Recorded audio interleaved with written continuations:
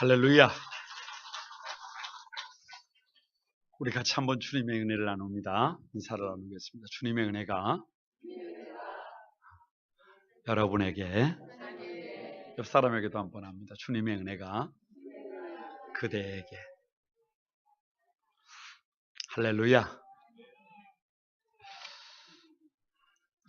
누가복음 14장을 가만히 살펴보면 잔치라고 하는 표현이 5번 기록되고 있는 것을 봅니다. 14장 8절 말씀에 내가 누구에게나 혼인잔치에 청함을 받았을 때라고 합니다. 13절에도 잔치를 베풀거든 이라고 합니다. 그리고 16절에도 어떤 사람이 큰 잔치를 베풀고 라고 해요. 그리고 17절에도 잔치할 시각에, 24절에도 내 잔치를 맛보지 못하리라 라고 말합니다. 근데 여기서 잔치는 먹고 마시고 노는 것을 말하는 것은 결코 아닙니다. 오늘 우리가 읽은 7절 말씀에 그들에게 비유로 말씀하여 이르시되 라고 기록하고 있어요. 그러니까 이 잔치는 뭔가 주님께서 지금 말씀하시려고 하는 의도를 가지고 비유로 말씀하고 있는 것을 믿습니다. 그래서 이 14장에서 잔치가 도대체 뭐냐? 잔치가 비유하는 것이 도대체 뭘까? 여러분, 잔치집과 식당의 차이가 뭔지 아십니까? 잔치집에는 가면 모든 게 공짜입니다. 그러나 식당에를 가면 돈 주고 사 먹어야 합니다. 그러기에 잔치는 거두절미하고 하나님의 나라예요. 조금 더 구체적으로 말씀을 드리면 지금 우리가 드리는 예배임을 믿습니다. 왜냐? 이 예배라고 하는 것은 값 없이 공짜로 베풀어주는 주님의 은혜의 시간입니다. 그렇다고 한다면 이 하나님의 나라에서 값없이 베풀어주는 이 예배 시간에 주인공이 누구냐?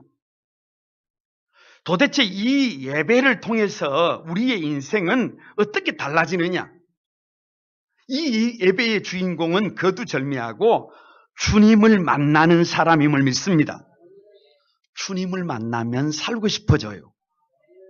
주님을 만나면 힘이 납니다. 주님을 만나면 감사가 있고 기쁨이 있습니다. 그래서 주님을 만나면 인생이 새로워져요. 그래서 다음 세대를 위한 시대정신 44번째인데요. 잔치의 주인공이에요. 예배의 주인공이라는 말입니다. 예배를 통해서 주님을 만났어요. 그러니까 은혜가 정말 막 촉촉해요. 마음속에 감사가 가득해요. 모든 것이 감사입니다. 얼굴에는 기쁨이 막 충만해요.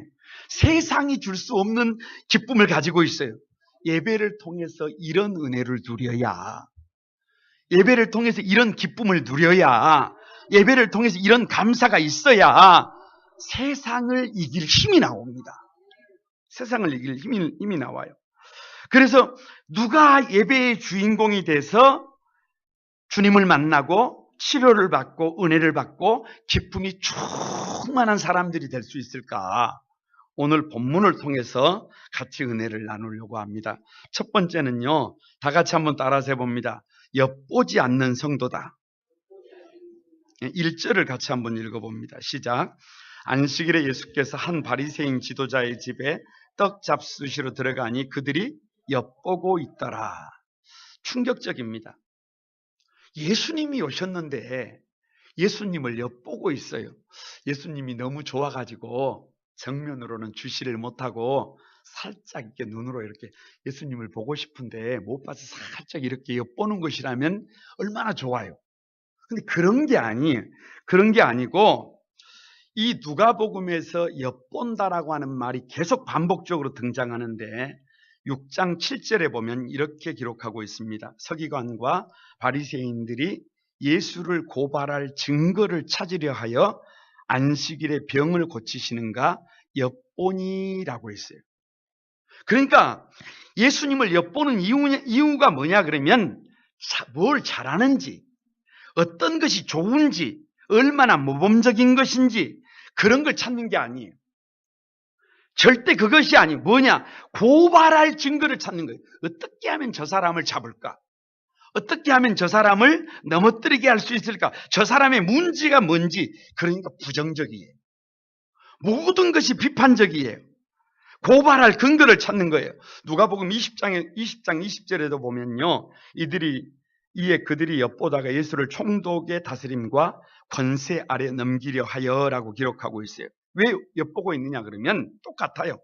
잘하는 것 찾아내서 칭찬하는 거 아니에요. 모범적인 것 찾아서 그걸 본받으려고 하는 게 아니에요. 어떻게 하면 총독에게 예수님을 팔아버릴 수 있을까? 어떻게 하면 십자가에 못 박을 수 있을까? 그래서 예수님은 안중에 없어요. 오직 자기의 목적만 가지고 있어요. 그러니까 예수님 앞에 있는데 예수님을 인정하고 예수님을 높이고 예수님께 기도하고 예수님을 찬양하는 것이 아니라 어떻게 하면 저 예수라고 하는 사람을 통해서 내가 이루려고 하는 목적을 이룰까? 그것을 위해서 엿보고 있는 것입니다. 그래서 오늘 14장 1절에 그들이 엿보고 있더라라고 하는 이 말은 상당히 충격적인 거예요. 예수님에게서 허물을 찾고 있는 거예요. 고발할 증거를 찾고 있는 거예요. 문제를 찾고 있는 거예요. 함께 하는 것이 아니에요. 동참하는 것이 아니에요. 힘을 모으는 것이 아닙니다. 문제를 보는 거예요. 부정적인 것을 보는 거예요. 그래서 매사가 부정적이고 매사가 매의 눈으로 어떻게 보면 흠집을 찾는 거예요. 그들의 마음은 딱딱하게 굳어 있어요. 여러분, 이렇게 엿보는 사람들에게는 성령님이 역사하지 않습니다. 이렇게 부정적인 시각을 가지고 있는 사람들에게 성령께서 역사하지 않습니다. 이렇게 다른 사람을 엿보는 사람, 이렇게 예배를 엿보는 사람, 이렇게 모든 것을 엿보는 것에는 오히려 하나님이 아니라 사단이 역사합니다. 그래서 틈을 줍니다. 예배에 틈을 줘서 마음이 딴 데로 가게 만들고 사람과 사람 사이에 틈을 줘서 관계가 무너지게 만들고 내 삶에 틈을 줘서 불성실하게 만들고 그래서 나의 인생이 무너지게 만듭니다. 결국 사람이 다치고 사람들이 힘들어하고 사람들이 넘어지게 됩니다. 이건 하나님의 역사가 아닙니다. 그런데 본문을 가만히 읽어가다 보니까 이렇게 바리새인들이 율법 교사들이 예수님을 엿보고 있는 그 순간에 이런 현장에 예수님은 수종병 든 한 사람을 부각시키고 있어요. 대비시키는 겁니다. 이 수종병 든 사람은 엿보는 사람, 이 바리새인들과는 삶이 전혀 달라요. 태도가 달라요. 다른 사람을 엿볼 여유가 없어요. 지금 다급해요. 왜 다급하느냐? 몸 안에 물이 찼어요. 얼굴과 눈, 팔과 다리, 가슴과 배, 심지어 온 몸이 물이 차서 부어버렸어요. 그래서 몸이 불편해요. 몸에 온갖 통증이 가득해요. 그래서 정상적으로 살아갈 수가 없어요. 주님께서 치료해 주셔야 되는데 고쳐주셔야 내가 사람답게 살아갈 수가 있는데 주님을 엿볼 시간이 없어요. 아니 다른 바리새인들처럼 누군가를 엿볼 그럴 지금 여유가 없어요. 이 수종병 든 이 사람은 병이 낫고자 하는 강력한 갈망이 있어요. 하나님 나를 고쳐주십시오라고는 눈물이 있어요. 그 사람은 예수 그리스도의 치유하시는 기적을 믿어요. 그래서 몸은 병들었지만 몸은 통증으로 가득하지만 몸은 지금 기댈 수 있는 힘이 없지만 그렇게 약한 몸을 이끌고 주님 앞에 나왔어요. 버겁지만 나왔어요. 오직 믿음을 가지고 주님 앞에 나와 서 있습니다. 앉아 있을 수도 없어요. 그래서 지금 주님 앞에 서 있는 거예요. 그리고 주님을 바라보고 있어요. 열망하고 있어요. 사모하고 있어요. 간절히 소원하고 있어요. 거기에 그 사람은 없어요. 그 사람의 고집도 없어요. 다른 사람들을 부정적으로 볼 틈도 없어요. 이 사람은 오직 예수고 이 사람은 오직 열망이고 오직 믿음이고 오직 하나님의 은혜로 그 앞에 나아가고 있는 줄로 믿습니다. 그러니까 바리새인들의 병이 뭐냐 그러면 엿보는 병이에요. 엿보는 병.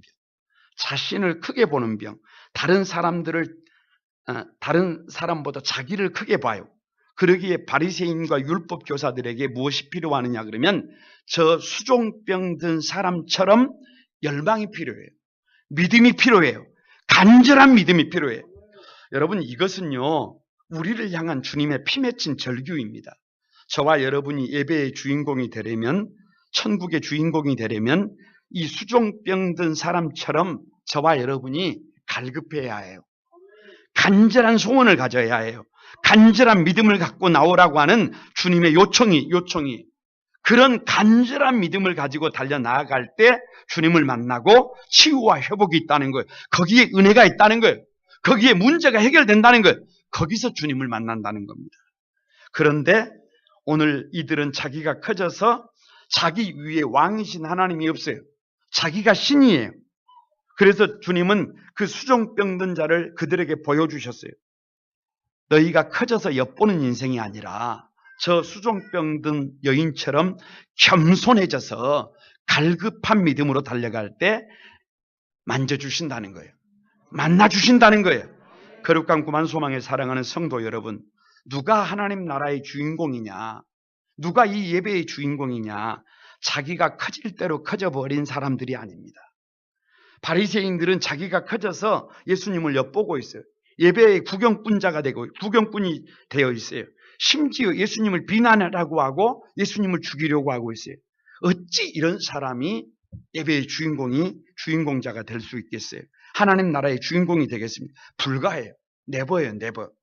그럼 누가 예배의 주인공이냐? 오히려 수종병 걸린 사람입니다. 이 사람 눈물이 있어요.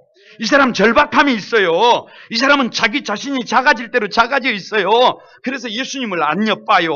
예수님의 발치에 앉아버려요. 아니, 앉을 수 없어서 예수님 앞에 일어서 있습니다. 일어서 있어요. 여러분, 이런 은혜가 저와 여러분에게 오늘 있기를 바랍니다. 그래서 예배의 주인공들이 되기를 바랍니다. 두 번째는요, 낮은 자리에 앉아 있는 성도입니다. 8절을 한번 보시기 바랍니다. 같이 읽습니다. 내가 누구에게나 혼인잔치에 청함을 받았을 때에 높은 자리에 앉지 말라. 그렇지 않으면 너보다 더 높은 사람이 청함을 받은 경우에 어디로 내려간다는 거예요? 낮은 자리로 내려간다는 거예요. 그래서 10절 말씀을 보면 차라리 어디로 가서 앉아라? 끝자리에 가서 앉아라 라고 말씀하십니다. 여러분, 이 말씀은요, 상당히 깊이가 있는 말씀이에요. 다 같이 한번 따라서 해봅니다. 자리보다 가치에 집중해라. 예수님은 지금 그 얘기를 하고 계시는 거예요. 예수님은 우리를 향해서 세상을 살아갈 때, 믿음으로 달려갈 때 어떤 자리보다 가치에 집중하는 삶을 살라고 하는 요청입니다. 지금 세상은요, 온통 자리에 관심입니다. 어디가 지옥이냐 그러면 가정에서도 누가 더 높은 자리에 앉느냐를 가지고 신경질을 벌이면 거기가 지옥이에요. 교회도 그러면 싸웁니다. 세상도 그러면 싸우게 됩니다. 세상은 좋은 자리 하나를 얻기 위해서요, 수단 방법을 가리지 않아요. 정말 치열해요. 전쟁입니다. 그런데 신앙생활은 자리로 자신의 가치를 나타내는 것이 아니라 가치로 자신의 존재를 나타내는 것입니다. 왜? 가치가 안 되는 사람이 정말로 좋은 자리를 선점하고 있으면요, 시간 지나면 어찌 되는 줄 아세요? 거기서 끌려 내려와야 합니다. 우리나라를 지금 보십시오. 대통령이 탄핵을 당했어요. 그 존귀한 자리에서 자기의 힘이 아니라 국민들의 힘으로 그 자리에서 끌려 내려왔습니다. 얼마나 이게 안타까운 일이에요. 그 자신이 가치가 없으니까 그 자리에서 강제로 쫓겨나야 해요. 그런데 내가 가치가 있으면, 내가 소중하면, 내가 구별된 삶이 되면, 여러분, 아무리 구겨져도, 아무리 버림받아져도 때가 되면 언젠가는 반드시 회복하게 될 것을 믿습니다. 세계적인 갑부로 이름을 올린 그 워런 버핏이라고 하는 투자 전문가가 있습니다. 근데 이분이 자기의 스승으로 누구를 꼽냐 그러면 벤자민 그레이엄이라고 하는 주식 투자가를 꽂아요. 선생이라고, 자기 멘토라 그래요. 근데 이 사람이 주식 투자를 뭐라고 부르냐 그러면 원칙이 가치 투자라 그래요. 가치 투자. 주식을 살 때 이게 지금 얼마나 많이 나가는 주식이냐? 그래프를 보고 주식을 사는 게 아니라 그 회사가 얼마나 가치 있는 회사냐? 그 회사가 만드는 물건이 얼마나 가치 있는 물건이냐? 이것을 보고 투자를 한다는 거예요.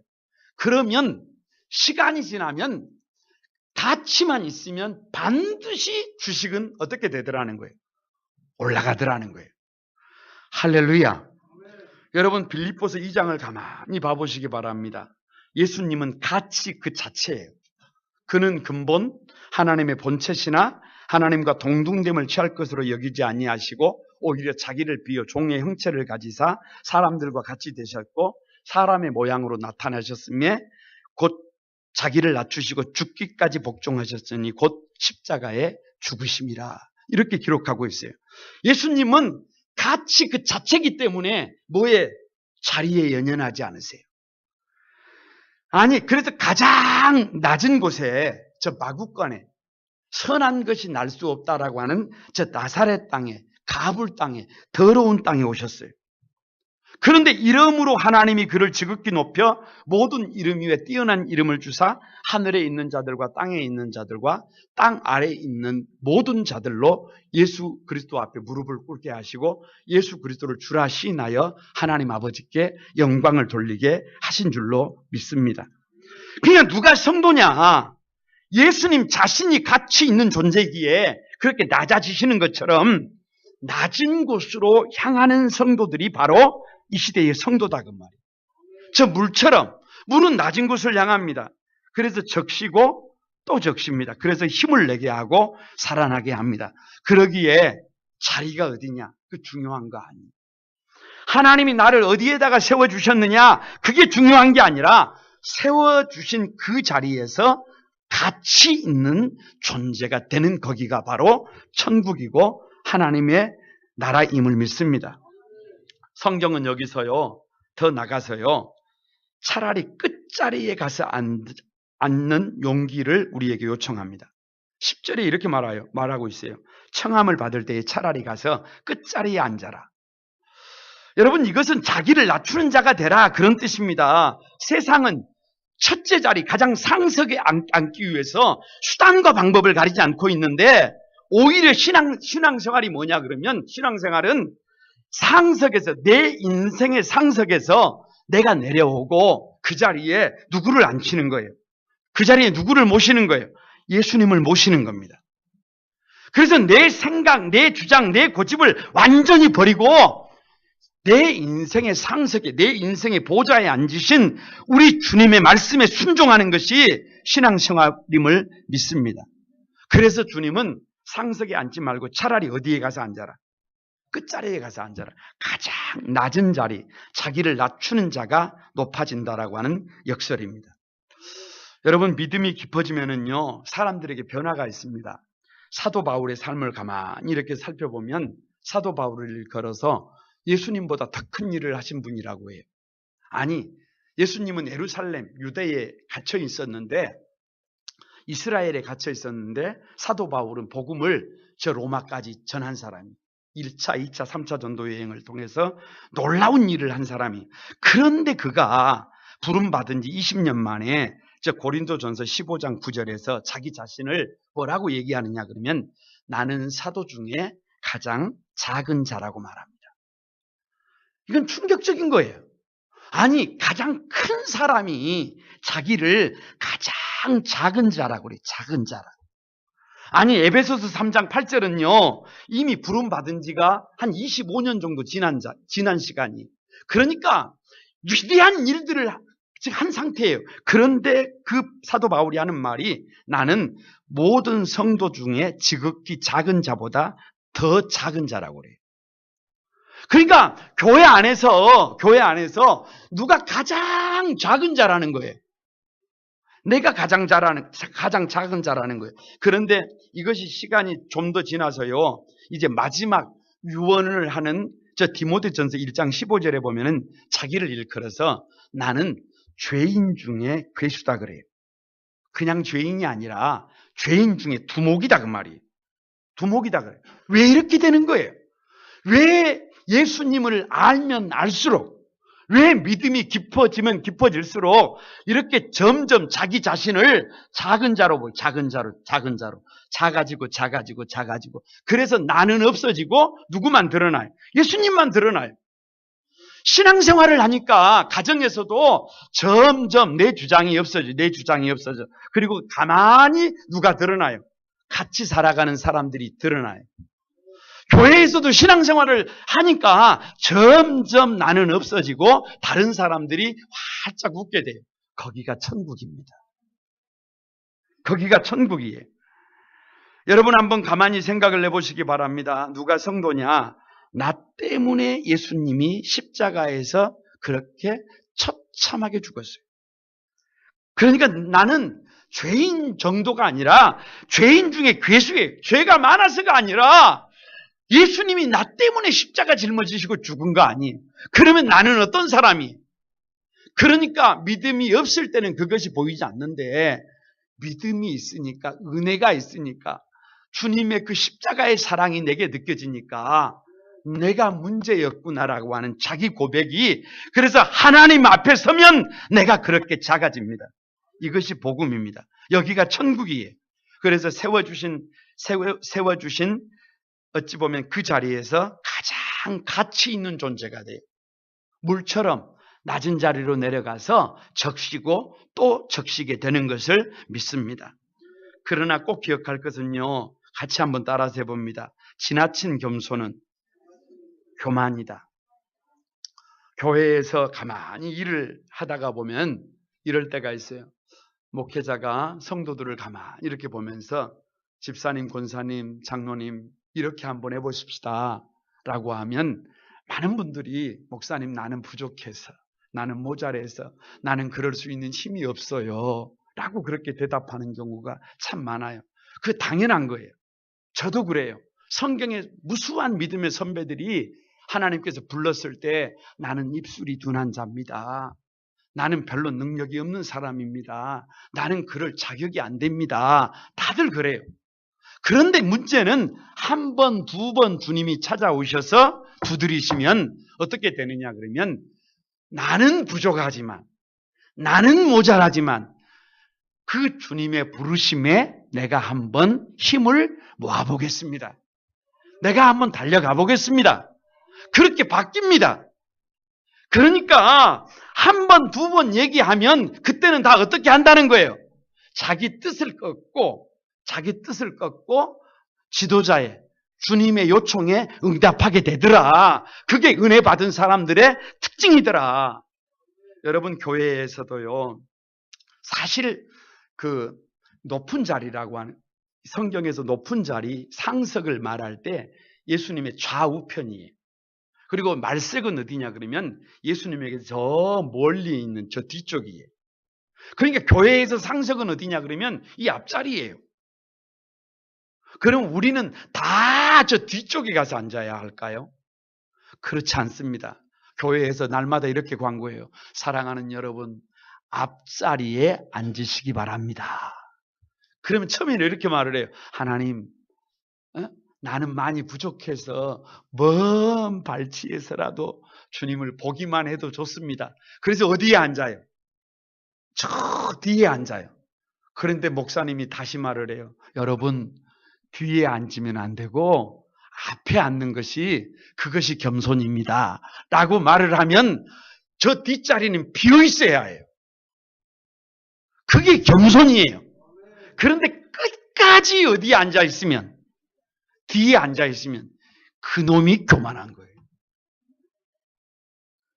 그런 사람은 예배의 주인공이 될 수가 없습니다. 거룩한 꿈한 소망에 사랑하는 성도 여러분, 누가 예배의 주인공이 되느냐, 누가 예수님을 만나고 은혜를 받느냐, 자리보다 가치에 집중하는 성도라니까요. 자기를 높여가는 거예요. 아니, 끝자리로 갈 용기가 필요해요. 그래서 끝자리로 내려가서 기도하고 간절히 말씀을 경청하고 찬송하고 자기를 던지는 사람들입니다. 여러분이 바로 그런 분들이 다 되시기를 주님의 이름으로 축복합니다. 세 번째는요, 같이 한번 따라서 해봅니다. 갚을 수 없는 은혜를 받은 성도들이다. 여러분 14절을 한번 읽어봅니다. 시작. 그리하면 그들이 갚을 것이 없으므로 내게 복이 되리니 이는 의인들의 부활 시에 내가 갚음을 받겠음이라 하시더라. 자 보세요. 복이 된다. 이렇게 살면, 이렇게 믿으면 복이 된다. 심지어 부활 때에, 우리가 다시 살아날 때에 하나님의 갚음을 받는다. 어떻게 하면 이렇게 복이 되고 어떻게 하면 부활의 때에 상이 있는가? 간단합니다. 12절은 하지 말고 13절을 하라는 거예요. 12절이 뭐냐? 12절은 잔치를 할 때 벗이나 형제나 친척이나 부한 이웃을 청해라, 청하지 말아라. 청하지 말아라. 그럼 13절을 해라. 13절은 뭐냐? 가난한 자, 몸 불편한 자, 앞을 보지 못하는 자들을 청해라. 여러분 이게 보통 심각한 문제가 아니에요. 저는 이 본문을 가만히 읽으면서요, 상당히 충격. 그런데 여러분 이 본문은 논란의 여지가 있습니다. 왜냐 그러면 가족들, 친구들 그리고 이웃들과 나누는 것은요 너무 자연스러운 거예요. 저는 가끔 가다가 그런 생각을 해봐요. 부모님들이 자식들이 밥 먹는 것을 보면서 자식들이 밥을 맛있게 먹으면 기분이 좋아요, 안 좋아요? 혹시 기분이 안 좋은 부모는 진짜 엄마가 아니에요. 혹시 자식이 옷을 멋지게 입고 단장을 해가지고 딱 나왔는데 그게 기분 나쁜 부모는 뭔가 문제가 있는 부모예요. 그러니까 자기 자식, 자기 가족, 자기 친구, 자기 벗, 자기 이웃, 이런 사람들은요 함께 하고 싶은 사람들이에요. 이런 사람들은 예수 안 믿는 사람들도 얼마든지 잘해요. 이런 것은요 배우지 않아도, 가르치지 않아도 누구든지 잘할 수 있어요. 누구든지 잘할 수 있어요. 그런데 왜 여기에서 이렇게 거건하지 말고 오히려 누구에게? 가난한 자, 몸이 불편한 자, 저는 자, 눈먼 자들에게 이와 같은 나눔을 실천하라고 하느냐? 이건 반어법이에요. 아니 이건 강조어법이에요. 무슨 말이냐? 지금까지는 어떤 사람들에게만 관심을 가졌다는 거예요. 자식들에게만, 가족들에게만, 친구들에게만, 이웃들에게만, 내가 소중히 여기는 사람들에게만 관심을 가졌다는 거예요. 내가 이렇게 사랑을 실천하면 그 사랑을 갚아줄 수 있는 능력을 가진 사람들만 소중히 여겼다 그 말이에요. 그런데 그렇게 해서는 우리 인생이 답이 나오지 않는다. 그렇게 해서는 세상이 바꿔지지 않는다. 이제부터는 누구에게 관심을 가져라. 누구에게 관심을 가져라. 가난한 사람들, 몸이 불편한 사람들, 저는 사람들, 눈이 보이지 않는 사람들, 갚을 수 없는 사람들에게 관심을 가질 때 거기에 하나님의 나라가 임한다. 할렐루야. 그런데요, 여기서 질문이 하나 필요해요. 여기서 질문이 하나 필요해. 그러면 누가 과연 가난한 자인가? 누가 몸이 불편한 자인가? 누가 다리 저는 자고 누가 눈이 보이지 않는 장한가? 그 사람이 도대체 누군가? 저 밖에 어느 시설에 있는 저 밖에 힘든 사람들일까? 성경은 그 사람이 바로 저와 여러분이라고 말합니다. 저 계시록 3장 17절에 보면 나는 부자라 부유하여 부족한 것이 없다 하나 네 곤고한 것과 가련한 것과 가난한 것과 눈먼 것과 벌거벗은 것을 보지 알지 못하는도다 라고 성경이 탄식을 하고 있어요. 탄식을 하고 있어요.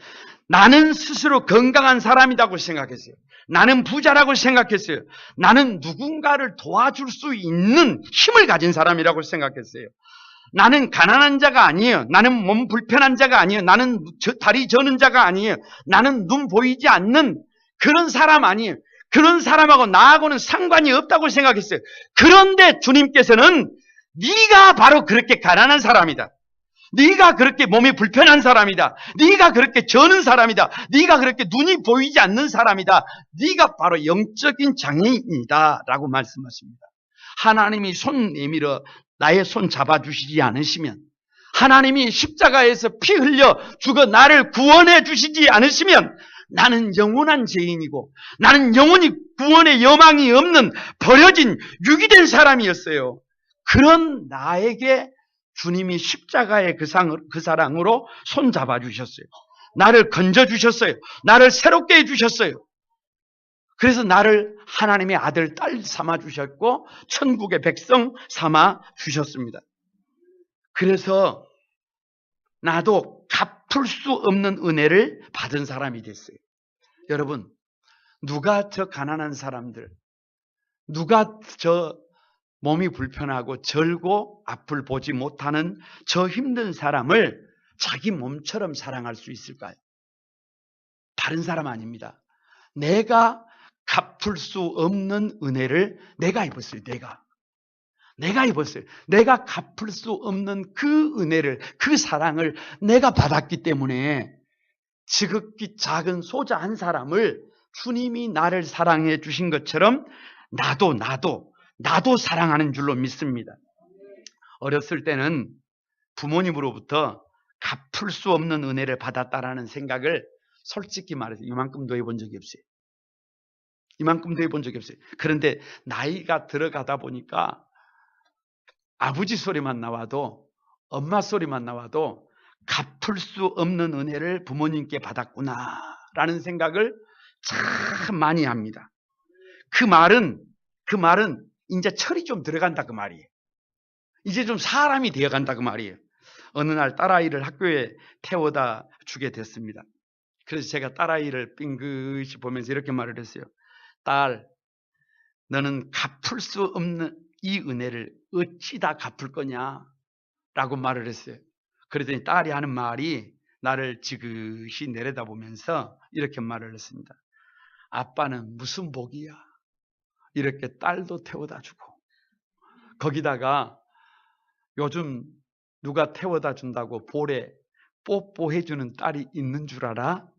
라고 하면서 날더러 무슨 복이야? 라고 하십니다.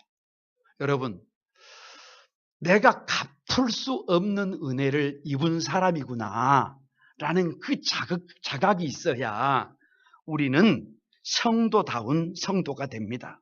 예배의 주인공들이 됩니다. 거룩한 소망교회 사랑하는 성도 여러분, 오늘 본문에요, 끊임없이 대조되는 사람들이 있어요. 인물들이 교차 반복 대조됩니다.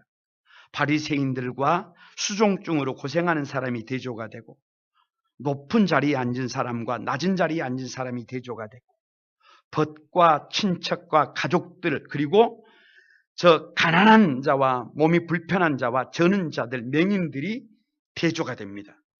잔치에 초청을 받았는데 거절한 자들과 잔치의 초청에 응한 사람들이 이렇게 대조가 돼요. 누가 주인공이냐?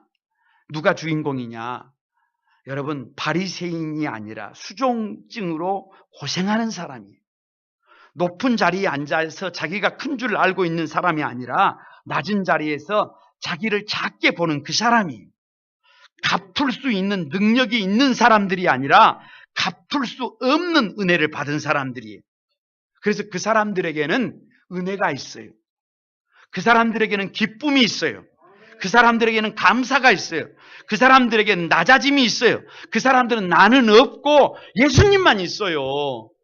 그러니까 저와 여러분이 오늘 어떤 위치에 있든지, 저와 여러분이 이 낮은 자리에 있는 사람들처럼 이 가난한 심령을 가지고 있다면 저와 여러분은 예배의 주인공임을 믿습니다. 주님을 만나고 주님이 주시는 힘으로 여러분은 일어나게 될 것을 믿습니다. 여러분은 거룩한 주인공들이 다 될 것을 믿습니다. 누가 예배의 주인공이냐? 누가 살아계신 예수님을 날마다 만나고 은혜를 받고 감사하고 기쁨이 그렇게 충만하느냐? 누가 하나님의 지금도 살아계셔서 일하심을 경험하게 되느냐? 엿보지 않아야 해요. 자기가 커질 대로 커진 바리새인들 안 됩니다. 그래서는 안 돼요. 예배의 구경꾼이 돼서 지적질하면서 비난하는 삶이 되어서는 방법이 없어요. 수종병 걸린 사람처럼 눈물이 있고 절박함이 있고 그래서 자기 자신이 없어요. 오직 예수님만 있어요. 그래서 예수님 앞에 서 있는 사람 여러분이 되시기를 바랍니다.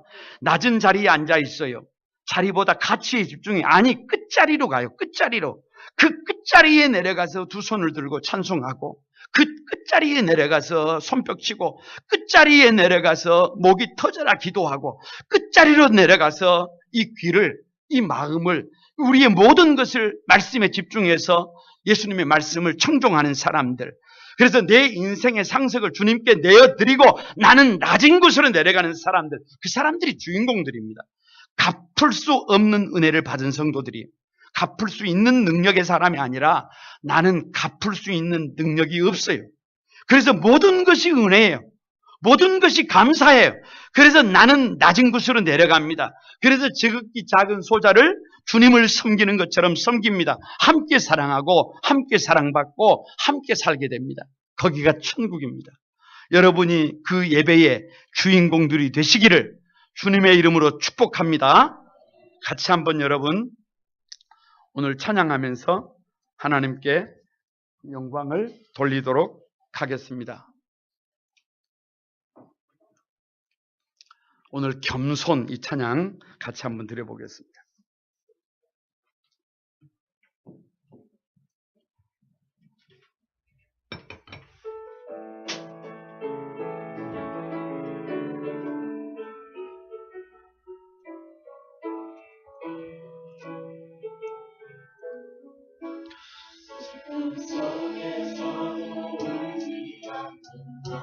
억울해서 울지 않는 것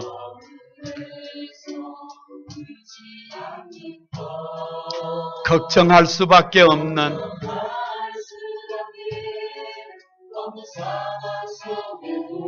걱정하지 않는 것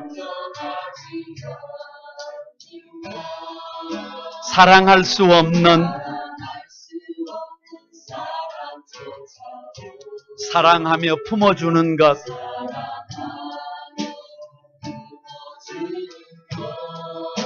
용서할 수 없는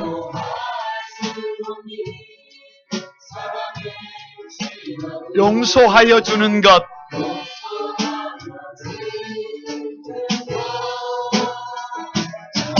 함께하기 주장도 버리고 오직 모든 것을 주님 뜻에 맡기며 내가 강한 것이 아니라 주가 강함을 보여주니 진정한 겸손 수 없어도 화내지 않고 끝까지 인내하는 것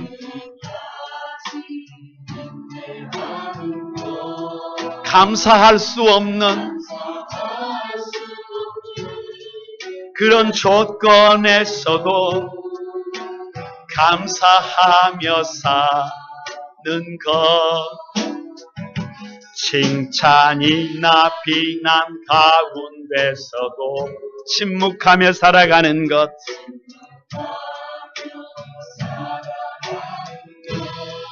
여러분 우리 오른손을 들고 한번 순종함이 어려울지라도 믿음으로 순종하는 것 어떠한 자기 주장도 버리고 오직 모든 것을 주님께 모든 것을 주님 뜻에 맡기며 아멘 내가 강한 것이 아니라 주가 강함을 보여주니 진정한 다시 한번 여러분 어떠한 자기 주장도 버리고 오직 모든 것을 주님 뜻에 맡기며 내가 강한 것이 아니라 주가 강함을 보여주미 진정한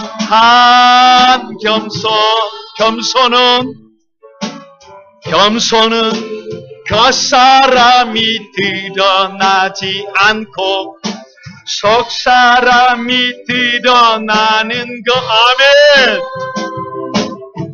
하나님과 가장 가까운 사람이 바로 겸손한 사람.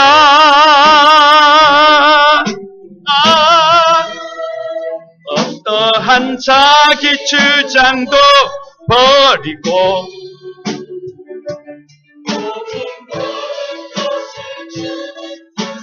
맡기며 주가 강한 것이 아니라 주가 강함을 보여줌이 겸손. 계속 한번 반주해 주시기 바랍니다. 여러분 같이 한번 기도하십시다. 우리가 예배의 주인공들이 되어야 합니다. 예배를 통하여 날마다 주님을 만나야 합니다. 은혜 받아야 합니다. 감사가 넘쳐야 합니다.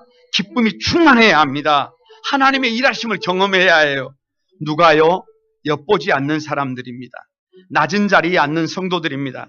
갚을 수 없는 은혜를 내가 받았다고 자각하는 사람들입니다. 하나님 이 아름다운 예배의 주인공들이 돼서 평생의 예배의 승자가 되시고 예배를 통해서 주님이 주시는 힘으로 저 세상을 승리하는 여러분 되시기를 바랍니다. 다 같이 한번 주여 삼창하고 같이 한번 결단하겠습니다. 주여 주여 주여. 거룩하신 아버지, 우리 사랑하는 안소망에 사랑하는 가족들을 축복해 주소서. 축복해 주소서. 예배의 주인공들이 되게 하여 주시옵소서. 하나님, 주님의 일하심을 경험하게 하시고 주님이 주시는 기쁨으로 충만하게 하여 주옵소서. 하나님, 더 이상 엿보지 않고 아버지 하나님 열망하게 하여 주옵소서.